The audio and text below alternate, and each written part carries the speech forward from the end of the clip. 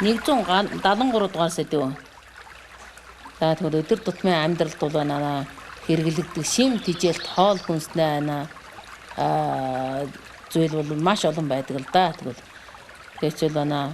Боттой амьдралд бол байна үүнээр байна хязгаарлагдахгүйгээр олон төрөл, олон янз, олон өнгийн хэлбэр одоо эрүүл мэндэд бол байна сайн суурь тайлбарж өгдөг гэж. Тэгвэл бид бол байна цайгаас эхэлж ярихад манай улс бол байна цайгийн илгээ. Цай бол эрүүл умдаан олон үндэстэн олон янзын цай уудаг загшилтай. Цай уух талаар одоо тэгэхээр мөнхөө багштай зөвлөмжих болов. Чухам цайгийг яаж уувал зөв болох юм? Энэ талаар зөвлөмжих болов. Цай бол одоо манай Монгол үндэстнээ одоо он удаан жилийн ууж ирсэн их хэрэгцээтэй юм. Нин илүү одоо дээр үед бол цай уух нь маш их чухал байсан. Яагаад гэвэл бидний хоолны төрөл зүйлүүд маш цөөхөн байсан л дээ. Тийм болохоор одоо заавал цайгийг уух ёстой юм. Цай уухгүй бол олон зүйлийн эрдэс бодис одоо энэ витамин ч хөтөл дутагдана. Цайн дотор ч н одоо маш олон зүйлийн хүний биед ашигтай бодисуд байна шүү дээ. Одоо тэр амьд бодисын шүлтлийг ээдэг гэдэм үү. Одоо тэр фенана төрөл, за тэгвэл витамин төрөл, эрдэс бодисын төрөл, за тэгээд ийм олон зүйл юм. Энэ бол одоо хүний эрүүл мэндэд одоо эрүүлжил юм уу өвчнөөс сэргийлэх үйлдэлтэй л дээ. Гэвч одоо бол бидний хоол хүнс маш илбэг болсон. Одоо витаминыг цайнаас авах шаардлага байхгүй болсон шүү дээ. Гэвч бол энэ дотор бол маш олон зүйлийн тэр фенана бодис юм уу одоо маш их зүйлтэй. Сайн хүний зүрх цусан судасны өвчний сэргийлэхээр барахгүй энэ ногоон цайн доторгоо фенана төрөл бол хүний хөгж тархины хөгшөртийг бууруулдаг, хүний зөнөхийг их багасгадаг гэж байгаа юм. Тэгэл ийм олон зүйлийн сайн үйлдэлтэй байгаа юм л да. Ногоон цайн дотор бол энэ фенан нь бол хамгийн өндөр гэж байгаа юм. Тийм болохоор манай монголчууд ногоон цайгийг бас ууз сурах хэрэгтэй. Ууз сурахад байна. Одоо олонхийг хүмүүсд ногоон цай гүт сэрүүн гэд. Би үзвэл тэр сэрүүн халуунаа тухайд бол тийм өндөр хэмжээнд биш л дээ. Та хэрвээ их сэрүүн гэж бодож явах юм бол өөр цайнуудтай яхаа олоод уухгүй юу? Тийм ээ. Тэгэд одоо энэ өтгөн цай уух нин илүү одоо манай монголчуудын ууж ясан тэр дөрвөлжин хэвийн цайн дотор бол флор гэж идэг маш их өндөр байдаг. За тэгээд монголчуудын одоо тэр үе гişүнээ өвчнээ нэг шилтгаан нь энэ байгаа юм. Хоёрдугаар нэгдүгээр том шилтгаан би үзвэл мах эцэнтэй холбогдолтой. Хоёрдугаар том шилтгаан л одоо энэ өтгөн цай уусантай холбогдолтой гэж бодож байгаа юм. За өтгөн цай уухтаар ч үе гişүүд нэ ясан сэрэгч нэ олон тал байна. Тэгээд одоо их хэмжээний цай уух юм бол одоо бас зүрх цусан судсанд бас тийм сайн нөлөө үзүүлэхгүй дараасын ч бас өндрүүлнэ шүү дээ, тийм ээ.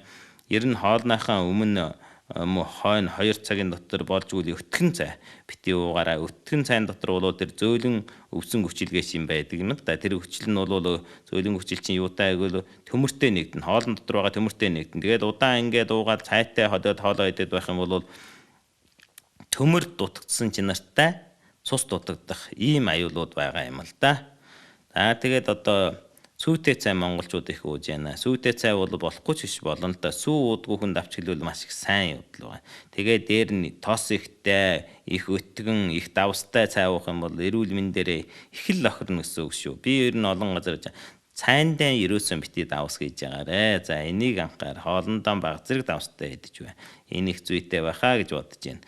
За тэгээд одоо энэ зах зээлийн үед болоод ирсэн чинь одоо тэр энэ том хотуудын дотор байна штэ сүйтэй цайгээд цайнууд их байдаг юм хүүхдүүдийн голчлон ууж ин тэгсэн чинь тэр зүйтэй цай чинь юу манай уламжилт зүйтэй цай бол биш юм байна лээ. Тэр дотор чинь бол олон зүйлийн одоо тэр өөх тослогонд одоо баг маруужинтайгаан тэр мөсмөлчтэйгаан ойролцоо юм хийж байгаа хөө. Дотор нь одоо сүү бол туйлын баг дэндүүл байхчгүй. Тэгээд дотор нь шихэр тэгээд тэр зүйлийн хүний аргаар хийсэн өөх тосной зүйлгийгээ тэгээд амтлагч хийгээдсэн тэрийг зүйтэй цай гэж байгаа байхгүй. Тэр нэр нь олоо сүйтэй гэж цай гэж гахаас уламжилт модны сүйтэй цайтай бол 90 тас өөр юм байлээ. Тэрийг харин баг гэргэлэн шүү. Тэгээд одоо настайчууд хэрэглэхгүй байх л да. Залуучууд тэрийг их хэмжээгээр хэрэглэвэл санамсаргүйгээл их хэмжээний өөх давс шихэр одоо тэгээд дээр нь одоо нөгөө олон зүйлийн химийн бодисууд орж байгаа байхгүй юу. Ийм болохоор таны эрүүл мэндэд нүдийн өмнө ч юм уугүй ч гэсэн маргааш лавтай их муу ачирнаа. Ийм болохоор энийг бас эцээх хэрэгтэй. За тэгээ монголчуудаа хэлэхдээ бол би бодож байна л да. Ногоон цагийг голчлон ууцураарай. Тэр навчин цагийг голчлон ууцураарай. Тэр модон шилбэтэй цагийг одоо багшиг ууё гэж хэлмээр байна да. За их баярлалаа. 174 дугаар сэдв. За тэгвэл дэлхийд бол жил бүр 230 төмөн хүн бол архинаас уулж амнасаа алдаж байдаг гэж. Машин тэрэгний эндэлийн 150 нь бол мөн архинаас уулдаг. Тэгвэл бас хүүхэд эмэгтэйчүүд хүүхдийг бол дарчилгаан зовоолснаа 150 нь мөн архинаас уулсан байна. Жишээлбэл манай улсад бол жилд 11 төм гаруй хүн болон машин тэрэгний эндлэр бол насаа алдсан байдаг. Үүний хагас нь бол мөн архинаас уулж болсон байдаг гэж. Тэгвэл нэг удаа архийг хэтрүүлэн ууснаас болж өвөртөө ба бусдад сэтгэлийн зовлон аймнаас эд хөрөнгийн хохирлыг бол авчирсан байдаг. Мөн ч архинаас болж ажил, амьдрал, эрүүл мэндээ хохируулж, уурга тархич нь агчин ширгэж, оюун ухаан чинь баларч ийм хэмжээнд хүрсэн байдаг. Энэ та бол энэ бүхнийг бодож үзсэн үү? Бид бүхэн энийг бодож үзсэн үү гэж сайн тунгаан бодож үзээрэй. Хин таныг ийм болгосон бэ гэж. Жишээлбэл хөрөлд арх. Та хин таныг архичин болгосон. Та өөрөө. Бага хэмжээгээр архи уул эрүүл мэндэд ашигтай юу? За мөнхөө багшаас энэ архины талдаар бол нийгэм нийтэд маш их охирол үзүүлж яхахыг нүдэрэн үзэж чихээрэн сонсоод хүн болгон ингэж явж байдаг. Энэ талаар чухам ямар зөвлөмж өгөх вэ гэж.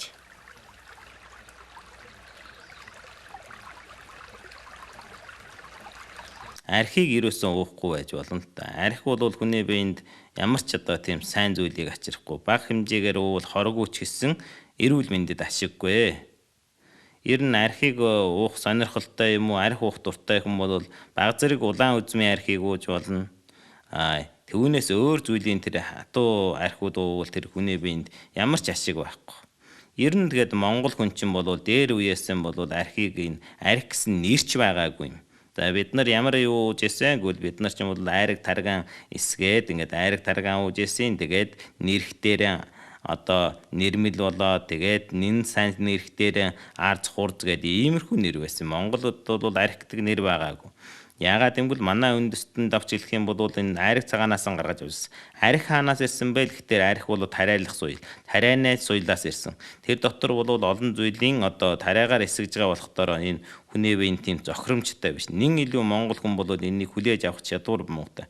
Бид нар хэдэн зуун жил, мянган жилээр хэрэглэегүй. Зөвхөн энэ сүүчийн хэдэн зуун жил хэрэгжилж байгаа байхгүй. Тийм болохоор тэр нь бол монгол хүний биеинд их зохиромж муутай архи юм аа. Хэрвээ монгол хүн уунаггүй өөрийнхөө үндэстнийхэн цагаан эдгээр ийсэн айраг таргаан уухт бол хүний биеинд бол маш сайн. Нин илүү энэ гүүнээ цэгээ гэж хэлж байна. Гүүнээ айраг гэж хэлж байна. Энэ бол хамгийн сайн шимтэлтэй. Яагаад гэвэл энэний дотор байгаа уург нь бол хүнээ уургатай их ойролцоо, эхийн сүтээ их ойролцоо. Тийм болохоор бол энэ айраг бол хүний биеинд маш их сайн шимт хичээлэгдэг. Тиймээс гүүнийхэн цэгээ, гүүнийхэн айргийг ууж сурах хэрэгтэй байгаа байхгүй. Энэ хайр суйлаас ирсэн энэ суйлыг бол сайныг хүлээж авах хэрэгтэй, мууг нь бас хаях хэрэгтэй байхгүй. Муутай сайнтайг нь аваад энэ архиудыг илүү дуурайгаад байгаа байхгүй. Тийм болохоор ер нь монгол хүний биеийн дотор бол энэ спиртийг задлах чадвар гэж байд юм л да. Монгол хүн яах дараа л энэ хар архийг уухтараа солиороод байдаг. Бид нар задлах чадваргүй, хүлээн авах чадваргүй байгаа байхгүй. Тэгээд монгол хүний илгэн дотор энэ задлах бол эсгүүр гэж юм байгаа юм л да. Спиртийг задлах бол тэр этил алкоголыг задлах эсвэр гэж байгаа юм. Энэ нь Монгол хүнд их муу байгаа байхгүй. Тийм болохоор Монгол хүн уунгуудаа солиороод орилол хашгираад хөөрөөд яваад гэдэг. Энэ өөр харь үндэстэн юм уу манай ахмууд хятад үндэстэн ч юм уу орос үндэстэнгүүд ч юм бол их хэмжээгээр ууж хэрэгжилж л байгаа. Тэгтээ тэгэл уунгуудаа тийм их сүрхий байдалд орохгүй байгаа байхгүй юу. Монгол хүнд болохоор одоо хэцүү болж байгаа юм л да. Ийм болохоор энэ хоол хүнс бол Монгол хүнд их тохироогүй хоол хүнс юм болов уу гэж би бодож байна л да. Ер нь тэгээ хүн гэдэг бол нэг зүйлийн одоо дадгалын дагуу амьдэрдэг амьтан.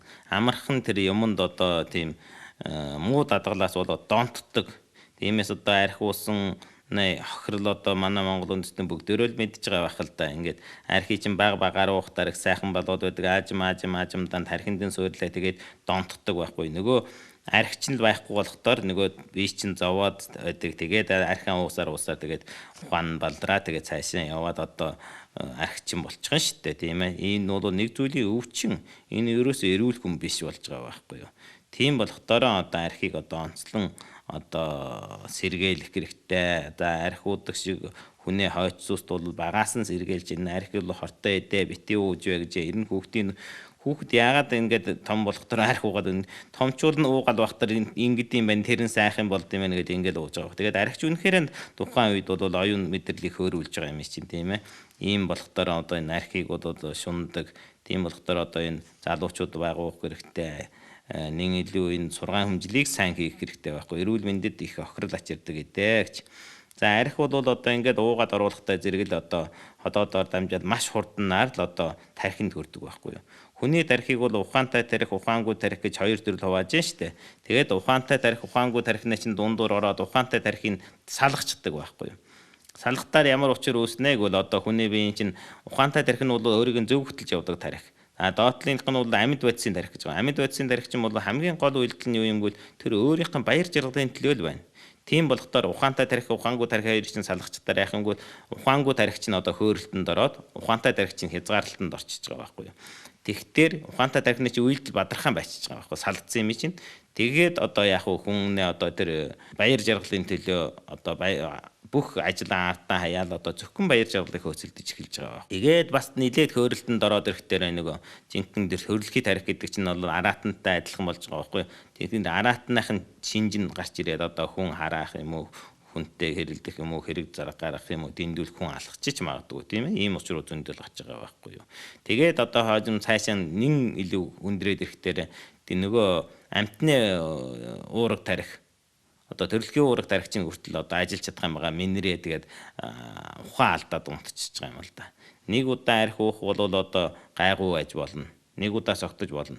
Тийм ээ. Олон удаа согтоод ирэх юм бол тэгэл тархины эс чинь аажмаараа ингээд багасаад өхөд байдаг байхгүй юу. Өхөлтөнд орсоор байгаа тарих ингээд агчдаг. Ер нь тэгээд арх уусан олон жил арх уусан хүнээ тарих бол энгийн хүнээ тарихаас хүнд чинь хол бага байдаг гэж байгаа байхгүй юу. Хүндсэн баг байна тарих чинь агчж яана гэдэг. Тэгээд ой ухаан бүх юм чинь алга болж яана гэсэн үг шүү дээ. Энэ бол хэцүү байдал л дээ. Ер нь тэгээд арх уусанаас болоод бол одоо илгэнд одоо маш шууд үйлдэлтэй. Нэг удаа их хэмжээний арх уусныг л бол нэг удаа нэг хүнд илгнээ өвч оллоо гэж бодоорой гэж хэлдэг байхгүй. Энд хүндрүүл хэлж ийсэн ч гэсэн энэ бол яалтгүй одоо илгэнд байдаг. Ер нь илэг муутай хүнд арх уухтаар амархан тэгэл илэгний хор тавдар ч юм уу ингээл бол залуучууд 30 40 настай хүмүүсүүд 40 настай хүмүүсүүд илэгний хор тавдраар явж явах зөндөө л шүү дээ. Энэ архитай шууд холбогдолтой байдаг байхгүй. За тэгээд арх их уугаад ирэхдээ чинь яа гэвэл шимт хэмжээний тэнцвэр алдагддаг юм. Арс нь харлан тийм ээ нүдэнд зохкон усан хамт юм уу улайд юм уу тэгээд хамар хацар ясан шовоогоо гараад ирд юм уу тэгээд харалцаад ингээд их тэр нэг арх чинь дүр үүсдэг байхгүй юу. Тэгээд архичийн улсууд чинь нүдний үзүүлэхүн тулд нэг хар шил зүүчдэг. Тэгэд хар шил зүгэл эхэлж ивэл энэ архичин бол арх уудаг хүнд бол ийм байдаг байхгүй. За тэгээд ходоодын чинь нарийн хоолойг чинь төлөгдүүлнэ. Энэ бол химийн төлөлт гэдэг байхгүй. За тэгээд төлөлдөөсөх дээр яадаг бол ходоод нь хартаад дөр үүсэн шүү дээ. За арх их уугаад бахтаар өөхнөө бодисын солилцоос одоо муу эргэлт үүсгээд байдаг. Самуурал үүсдэг. Тэгээд дунд чөмгийн толгойн өвчл үүсдэг. За ингээд одоо таягтай болж орж ирдэг. За дээрээс нь одоо цусан даралт нь өндөрдөг, цусан судсан хатуурдаг. Тэгээд олон зүйлийн юм юм. За тэгээд бэлгийн чадахгүй муудна. Бэлгийг бол нэг бол эхлээд бол хөөрүүлдэг сүүлд нь ингээ муутчдаг байхгүй юу. За тэгэл одоо зүрхнээ өвчин үүсэн тэгээд олон зүйлийн юм муу талтай юм арх гэдэг бол энэ ундааныг бол болж игэл хэрэглэхгүй л байвал одоо их сайн явчиртай. За тэгээд одоо ер нь архийг бол ууж байхдаа бол одоо анхаарах зүйлсүүд байна шүү дээ. За өтгөн цайтай уухтаар энэ адилхан үйлдэлтэй болохоор амархан согтдог. Архи өтгөн цайгаар архийг тайлна гэж байхгүй.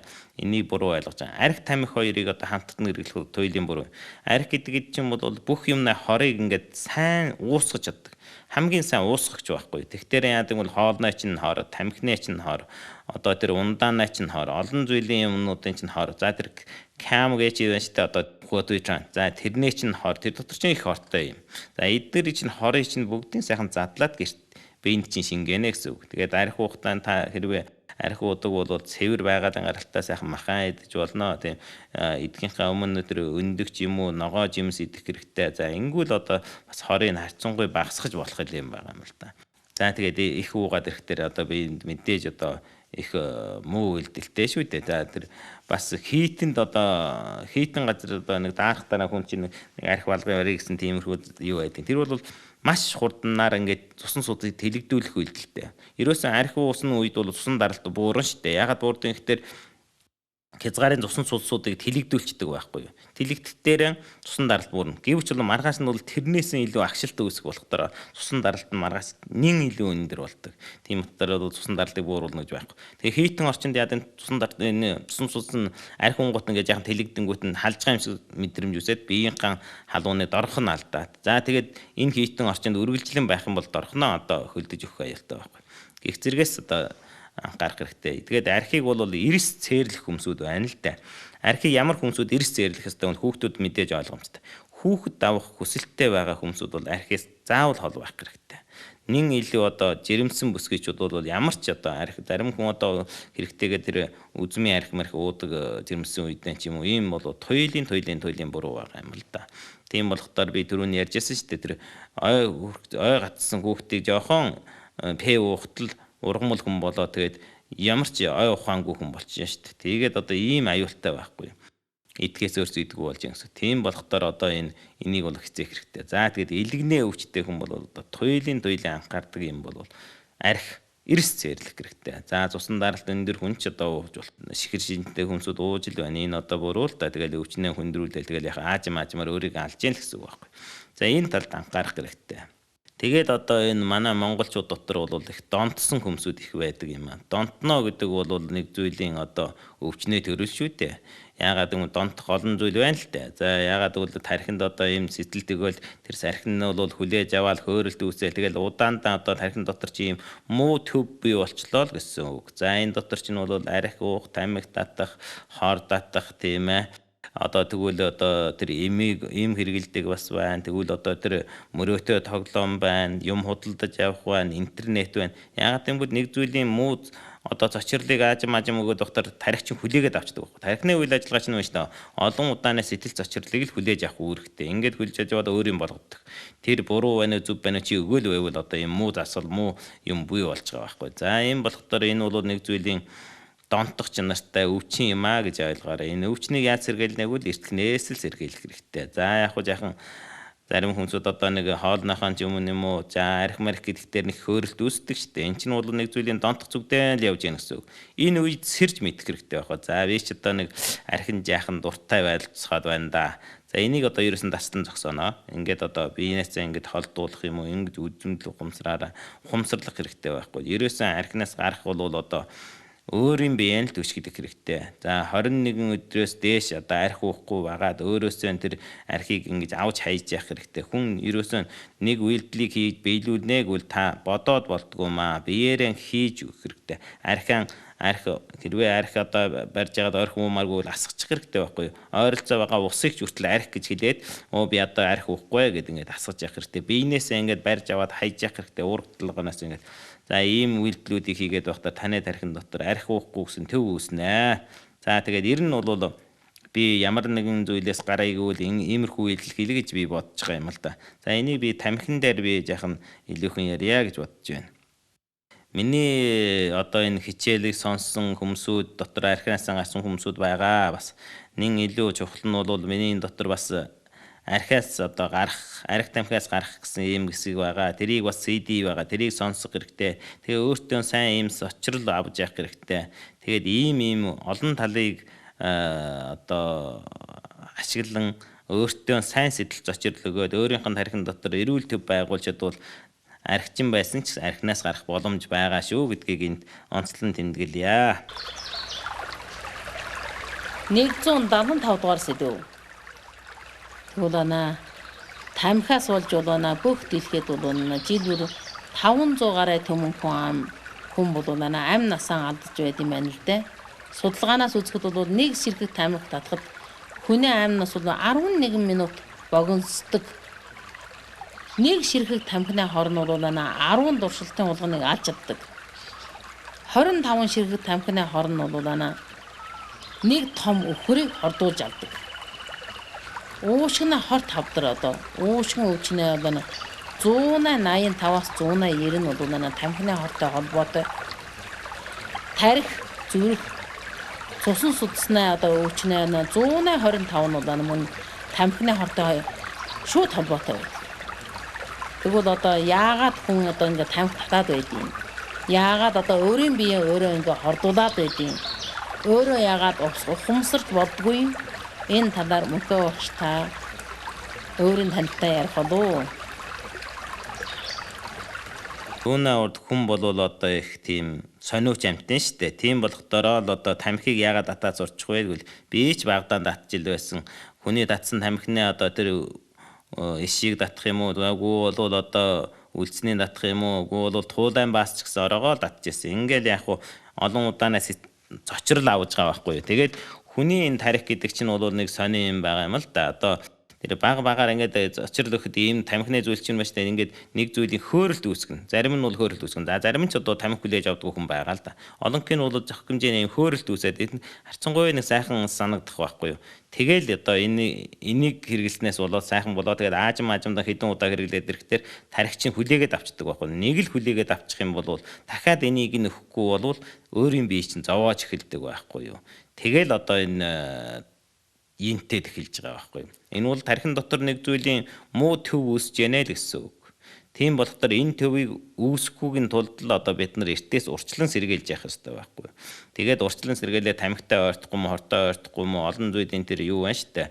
Мөрөөдтэй тоглоомтой ойртохгүй мó. Чи ойртох тусмаа л олон болох юм байна. Өөрийгөө хязгаарлаж хүчрэх юм байж байгаа. Энэ үед нь бол штэ чиний тэр үндсэн дээр юм бол дотор байгаа төрөлхийн уурах тархич хүлээг авчиж байна. Дээр байгаа ухаалаг уурах тарих. Хүний тархинд бол энэ би ягаад энийг хэлж яана вэ гэвэл штэ амтан болоод хүн хоёрын чинь зөрөө хаанаа байна гэвэл амтан бол төрөлхийн уурах тарихтай, хүн бол төрөлхийн уурах тархин дээрээ нэмээд нэг ухаалаг уурах тарихтай байхгүй юу. Тэгээд амтны уурах тарих чинь ийм цочрол аваад байхдаа амтны уурах тарих чинь хүлээж аваад тэндээ төв үүсгээд өөрийнхөө тэр юм болгоод авчиж байгаа байхгүй. Тэгэл чамаас нэхэд байгаа байхгүй. Тэгээд өгөхгүй болохдоор чинь өөрийг чинь зовоож эхэлж байгаа. Өгөнгүүт нь тэр нь баярлж чинь тэгээд ингээд юм сайхан болж. Энэ бол нэг зүйлийн донтох юм байхгүй. Донтно гэдэг чинь бол олон удааны юм сэтэл зочрлыг л дамжаал хүлээгээд авчлаа л гэсэн үг. Ийм болохдоо архиж бай, тамхиж бай, энэ бол хүний биеинд их хохиролтой зүйлсүүдийг юм юу болгож болохгүй шүү дээ. Өөрийнх нь дадгал болгож болохгүй байхгүй юм. Тийм болохдоо энэ талаар заавал анхаарах хэрэгтэй. За тамхи гэдэг бол маш их хэмжээний хортой гэдгийг хин мэдэж байгаа л да. Би бол тамхи татсан хүмүүсүүд хэлдэг байхгүй юу. Та өөрийгөө алж болно гэж. Харин өрөөлийг алах танд ирэх байхгүй шүү гэж. Тэгээ тамхи татдаг хүн яадаг үлээ өөрийгөө алахаар барахгүйгээр хамгийн хайртай хүнээсээ эхлээл алж байгаа байхгүй юу. За тэгээд аав ээж, авгай хүүхдээ, тэгээ сүүлд нь найз нөхдөд яаж байгаа. Ингээд алж байгаа байхгүй. Нүдэнд үзэгдэж байгаа нь энэ. За нүдэнд үзэгдэхгүй та үнэхээр тамхи татаад явснаар энэ агаар дотор тамхины утаа байж л байгаа байхгүй. Өөр хүнийг алж л байгаа байхгүй. Тэгээд та ингээд гараа явснаа чинь ард байна шүү дээ. Энэ орчинд чинь үнсэн хүртэл тэр дотор байгаа нөгөө нүдэнд харагдахгүй жижиг бодисуу чинь зөндөн удаан байдаг байхгүй. Нэг илүү энэ тамхин чинь бол 1-р, 2-р, 3-р хордлого гэж 3 хордлого байгаа байхгүй. 3-р хордлого бол та энэ тамхи татчихаа явснаа ард л үүснэг хэлж байгаа юм. За жишээлбэл нэг айлд нялх хүүхдээ айлд авч гэх юм бол гэр бүлийн хүн ч юм гадны хүн орж ирэл тамхи татчихаа явхад тэр тамхины утаа нь алга болчихоор боотоход тэр дотор байгаа үнснээ тэр тамхины утаанаас хамхийн тоос нь ингээ бууцсан байдаг байхгүй. Тайл хүүхдийн наадам бүх юмдаар хувцас суннардаар бүх юмдаар чинь энэ тамхины хор байж гэн штэ. Тэгээд хүүхдүүд чинь яг их амархнаар амандан гармаран хийдэг ч юм уу ингээл тамхинаа чинь хорыг амсаж байна. За тэр агаар дотор утаа байвал нинч хэлэх юм байхгүй шүү дээ. Ингээд олон зүйлийг нөлөөлж эхэлдэг байхгүй юу. тамхины хор дотор бол олон зүйлийн хор байна шүү дээ. За хамгийн доотлоор л одоо энэ хор тавдар үүсгэх бодис гэхэд 70 зүйлийн бодис, 70 хэдэн зүйлийн байна гэж байна. За өвчин үүсгэдэг бодис бол 200 гаруй төрөл байна гэж байна. За тэгээд одоо тамхин утаан дотор бол 4000 гаруй зүйлийн бодис байна гэж байгаа байхгүй. Ийм болохдоор одоо энэ ийм олон асуудлаас болоод яа нэг бол 40 хэдэн зүйлийн өвчнийг үүсгээд тэгээ гэж байгаа тамхи. За хамгийн илэрхий нь бол уушгины хор тавдар. Энэ бол 180 90 шууд тамхитай холбоотой. За түүнээс гадна бол одоо бидний одоо цусан судас хатуураад байна шүү дээ. Энтэй бол шууд холбогдолтой байдаг байхгүй. Энэ яагаад холбогдолтой юм гэхээр байна шүү дээ. Энэ нийгүүдийн гэчид одоо энэ дотор байгаа энэ бодис нь байна шүү дээ. Хүний цусан судснаа дотор ханыг л эвдэлдэг. Эвдлэнгүүт нь өөх тосон дээр нь очиод суйрлцдаг байхгүй. За тэгээд одоо тэр дотор чи хороолоос бол хамгийн дөгөм хороос гэлэхдээ энэ дотор бол нүүрс дөрвчийн дан эсэл байна шүү дээ. За нүүрс дөрвчийн дан эсэл гэдэг бол цуснаа уурагтай нэгдэх чадвар нь байна шүү дээ. Хүчил төрөгчөөс 210 дахин илүү гэж байгаа юм. Тэгвэл одоо энэ чинь тамхи татдаг хүнээ бол хүчил төрөгч их дутагддаг шүү дээ. Хүчил төрөгч дутагдвал одоо ойлгомжтой. Тэгээ таны тэр оюун бодол таны биеийн чинь эсэргүүцэх хүчин таны амархан одоо хөшгөрн олон зүйлтэй холбогдож байгаа юм. Ийм л. За дээрэс нь одоо тэр дотор нэг батга байдаг шүү дээ. Тэр батга чинь одоо ойлгомжтой. Нэг гансан дотор батга гэдэг амар гашуу юм. Яг л одоо тэр замын дараа дэвсдэг тэр хар тостой ав адилах юм байдаг байхгүй. Ийм зүйлийн юм чинь ингээд уушгинд ч орохтороо яадаг ихтер чинь уушгинаа цэврүүч нь ууштай нэг нэгээрээ ингээд их сайхан амьдлаг жишээлбэл энэ сайхан уснаа шуу шиг ингээд гоё нисч явж чадж байгаа нэг нэгээрээ явж чадна ажиллаа хийж чаддаг байхгүй. Хэрвээ далай дээр тэр дос гарч ирээ асгарсан юм уу тэр онгоцны энэлээс бол асгарсдаад далайн шуунууд яадаг үлээ далавч нь ингээд дос болцоод ингээд нисч явж чадахгүй ингээд өгч байгаа үст. Яг түүнтэй ав адилхан уушгинаа цэврүүгээ нэг нэгээр нь ингэж хорлж алж байгаа байхгүй юу. За тэгээд олон зүйлийн сацраг бодис одоо хор тавдар үүсгэх бодис байна. Ийм болохдоо тамхи гэдэг бол ерөөсөн туйлын бас хортой зүйлс юм аа. За тамхиг бол ойртож болохгүй нэгдүгээр. За яг архийг уунаг бол одоо ер нь архичдгээд ер нь ууж болдог гэдэг биш. Архийг ууж болдгоо хэрэггүй юм байна гэж бодчихвол ерөөсөн архинаас гараад явцдаг байхгүй юу. Арх яах вэ хүний биеийн жоохон хэрэгтэйгээ бодохдоор л ингээд арх уугаад байгаа байхгүй. Тэгээд аажимдаа энтэй донтчихж байгаа байхгүй. Ерөөсөн бидний сургаан хүмжид бол арх бол шал хэрэггүй гэсэн ойлголтыг хүүхдийн тархинд хийж өгөх ёстой. Ерөөсөн хэрэггүй гэдэг юм чинь. За энийг бол зөв ойлгох хэрэгтэй. Тэгээд одоо бас зарим хүмүүс үгдэж штэ арх одоо найранд хэрэгтэй, юунд хэрэгтэй. Тэр чинь зүгээр уухын төлөө нэг шилдэг хайсан баг. Бид нар өөрснөө архгүйгээр дуулаад бүжгэлж чадахгүй юу? Бид нар баярлж чадахгүй юу? Бүр болно штэ.